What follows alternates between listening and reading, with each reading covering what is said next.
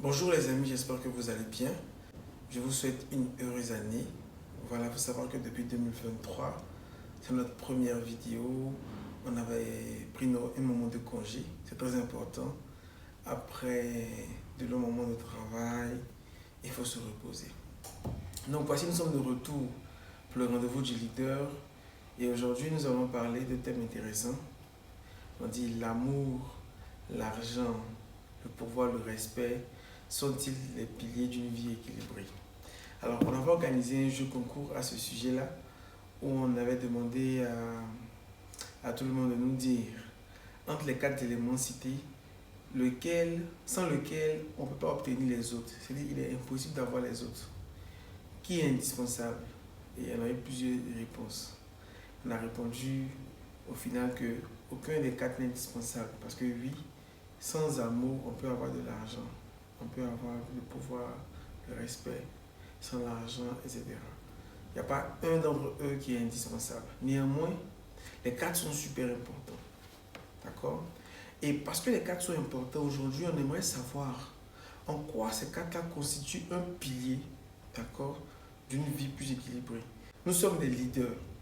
Et tout leader se caractérise par son équilibre, se caractérise par sa façon de prendre des décisions correctes, équilibrées, de conduire les gens de façon correcte. Parce que lui-même, à l'intérieur de lui, il est équilibré. Sa vie est équilibrée. Il y a des gens qui vont vous faire croire que vous n'avez pas besoin d'être dans une relation amoureuse, d'être en couple. Vous pouvez réussir votre vie sans ces choses. Il n'y a vraiment pas de problème. Mais vous savez, les postes de responsabilité dans le monde où on vit, les postes où on sait que vous devez prendre des bonnes décisions, très souvent on exige que vous soyez marié avant d'accéder. Ce n'est pas fortuit. C'est parce que le mariage apporte une certaine stabilité.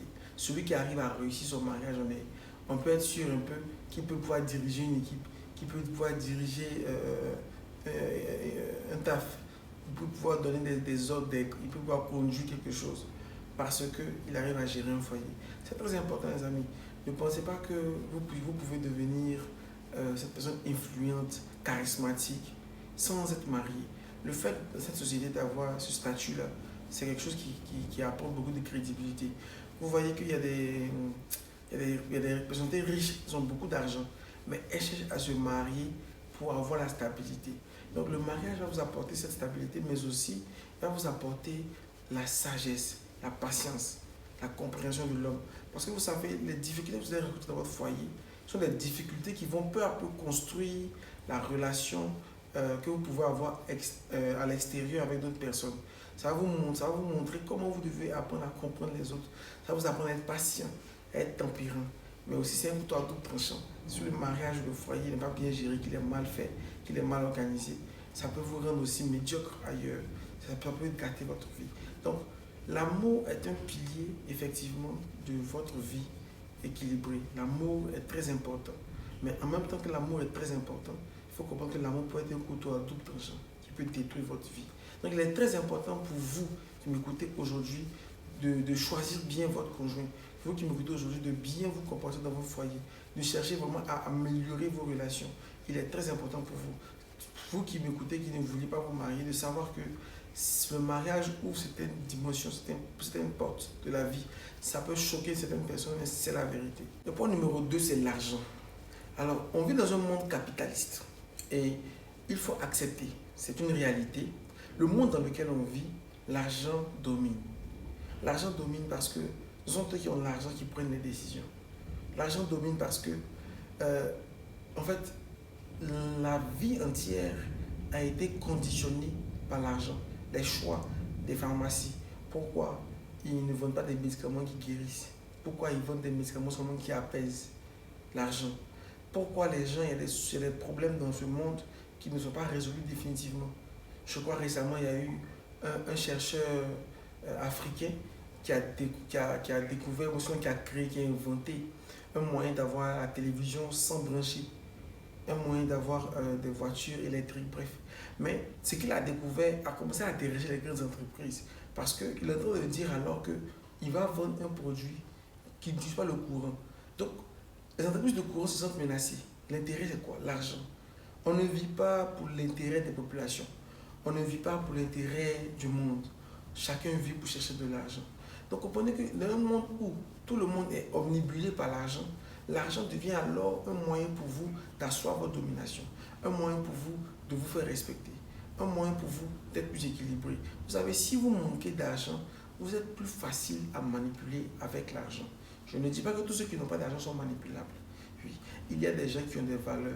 Mais vous savez, comme certaines personnes aiment le dire souvent, tout le monde a un certain prix. Okay? Peut-être ton prix, ce n'est pas 7 milliards, mais peut-être c'est 7 000 milliards. Peut-être 7 000 milliards peuvent t'emmener à faire quelque chose que tu n'aurais pas fait sans 7 000 milliards. Ce n'est pas obligé que tu fasses quelque chose de super grave, mais il est clair que quelque chose que tu n'aurais pas fait toi-même, sans argent, il est possible qu'avec une somme d'argent, tu puisses le faire.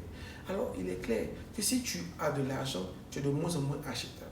Parce que tu arrives à subvenir aux besoins de ta famille, tu arrives à vivre équilibré. Très souvent, c'est facile pour celui qui vit équilibré de refuser une forte somme d'argent pour de la corruption ou pour une action malveillante.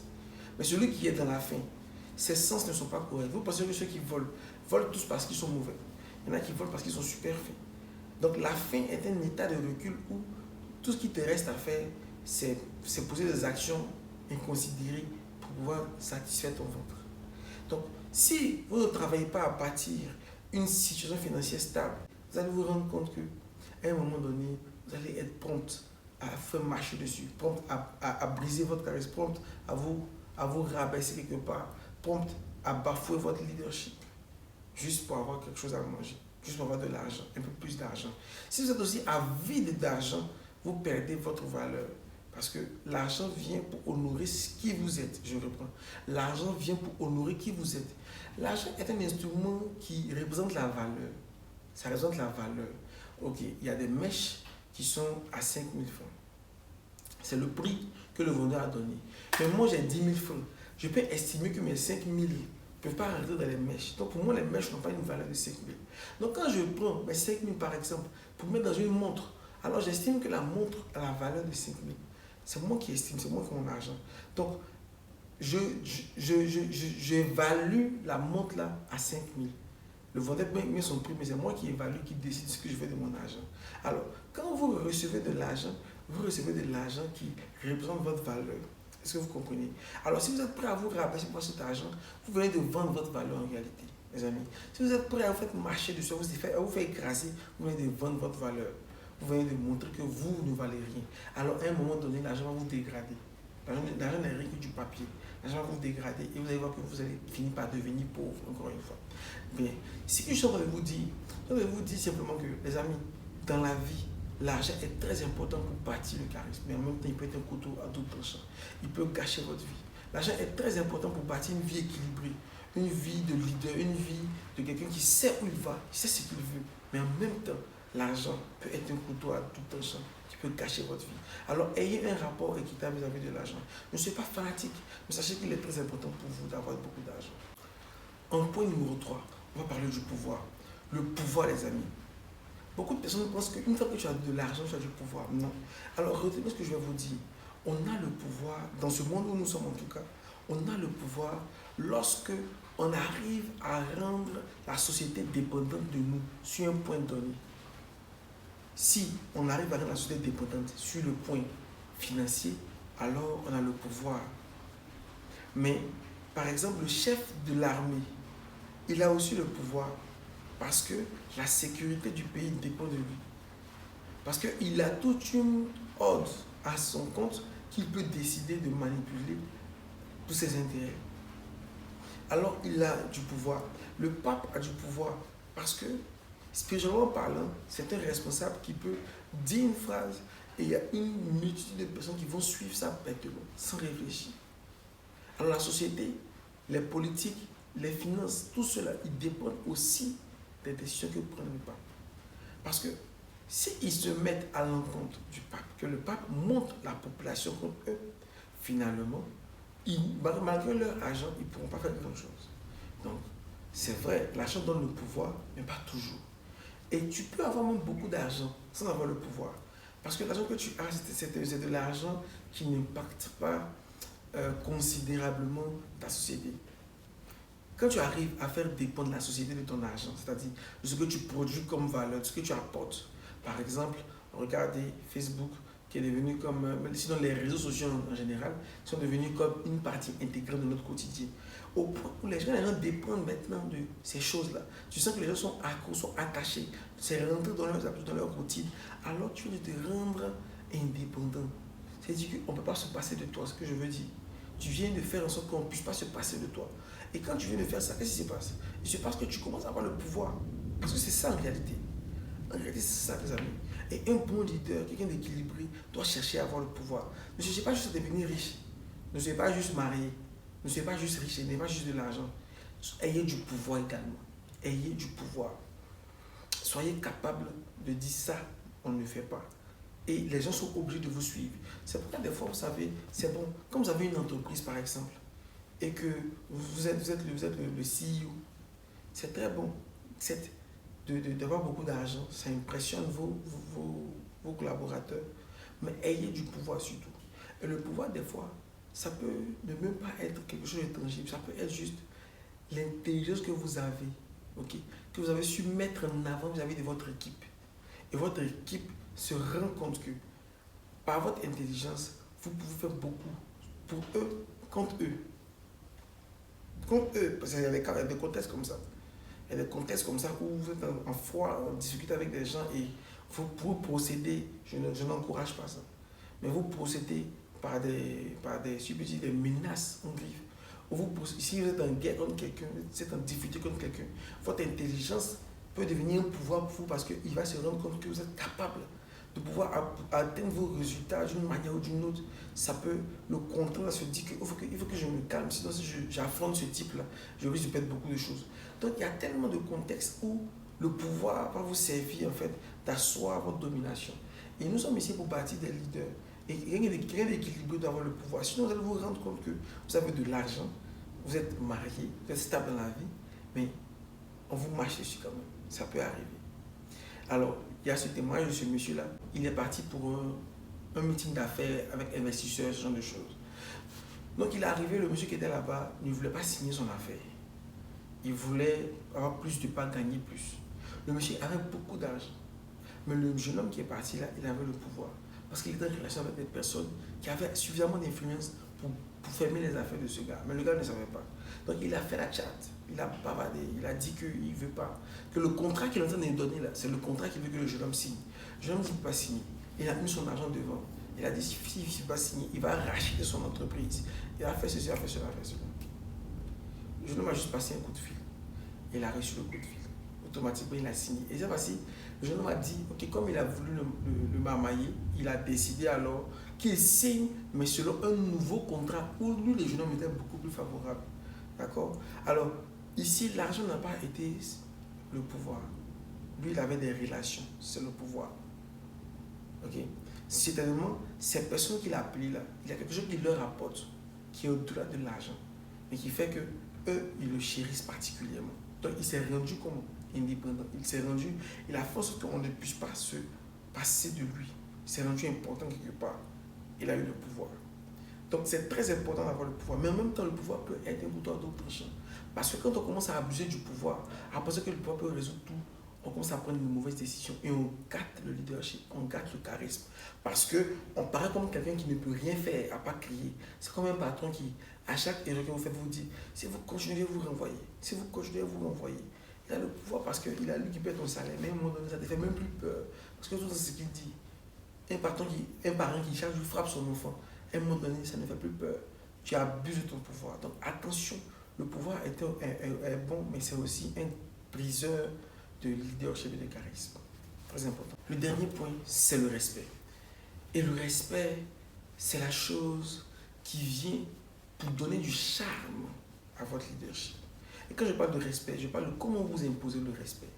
Et je vous donne ceci en une phrase. Pour imposer le respect, prenez de la valeur, tout simplement. Prenez de la valeur. Il ne s'agira pas pour vous de démontrer votre force. Le pouvoir doit être un moyen secondaire de montrer votre domination. Il faudrait que la domination se fasse de façon naturelle, comme si les gens, ils ont tendance à vouloir vous obéir naturellement. Ils ont tendance à vouloir vous respecter naturellement, à vous se soumettre naturellement. Et c'est dans des cas extrêmes que vous faites usage de votre pouvoir. Okay? Alors, comment vous allez imposer le respect en prenant de la valeur? Si vous êtes dans des circonstances, dans des contextes, vous êtes au travail, dans votre entreprise, dans une communauté, peu importe là où vous êtes, prenez de la valeur, posez des actes de valeur, comportez-vous comme quelqu'un de valeur. Comme les Ivoiriens aiment le dire, ayez un bon genre, soyez soignez physiquement, dans votre façon de parler, dans vos arguments, dans votre réflexion, dans le style de vie que vous menez, dans vos opinions. Prenez parti des points de valeur. Ça ne veut pas dire que vous devez être quelqu'un de coincé, de trop sérieux, de trop engriffé pour parler à la manière ivoirienne, trop mature. Non. Il ne s'agira pas pour vous de ne pas rire, de serrer le visage, non. Il s'agira pour vous d'être une personne souriante, mais qui est haute, pardon, qui est dans les choses de valeur. Alors, quand vous faites ça, vous accroissez l'estime que les gens ont pour vous. Naturellement, ils vous respectent. Parce que quand quelqu'un te regarde comme ça, il n'a pas le choix que de te respecter. Très important, les amis. Alors, le respect, c'est quelque chose que vous devez faire, mais avec aussi beaucoup de précision. Soyez fin. Parce qu'en voulant prendre de la valeur, des fois, ça peut ressembler à de l'orgueil. On peut avoir l'impression que vous essayez de monter sur la tête des gens ou de montrer que vous êtes trop là, de montrer que c'est trop vous, de faire trop semblant, de faire trop de malin. Donc il faut savoir jauger les choses. Il y a des circonstances où l'humilité même, c'est prendre de la valeur. Alors prendre de la valeur, ce n'est pas s'enorgueillir, ce n'est pas se gonfler. Prendre de la valeur, ce sera poser l'action qui sera valorisée ici. D'un point de vue moral pour tout le monde, l'action qui sera valorisée, ça peut être souvent l'humilité, ça peut être souvent la patience, ça peut être souvent la douceur, ça peut être là où tout le monde juge quelqu'un, vous ne le jugez pas. Ça peut être des choses aussi simples. Mais les amis, c'est des choses qui vont vous faire prendre de la valeur. On va vous respecter parce qu'on va se rendre compte que vous n'êtes pas comme tout le monde. Si tout le monde joue dans la boue ici, vous êtes sur les sommets là-bas. C'est un peu ça que je veux vous véhiculer c'est un peu ça que je voulais vous véhiculer comme information par rapport au respect. Alors, l'amour, l'argent, le pouvoir, le respect, ces quatre éléments sont des éléments qui vous permettent d'avoir une vie plus équilibrée, une vie plus rangée. Et vous savez exactement où est-ce que vous devez poser les pas, où est-ce que vous ne devez pas poser les pas, comment vous devez utiliser vos atouts pour pouvoir imposer votre domination. Car oui, nous sommes ici pour bâtir des leaders, nous sommes ici pour bâtir des gens influents. Je vous remercie.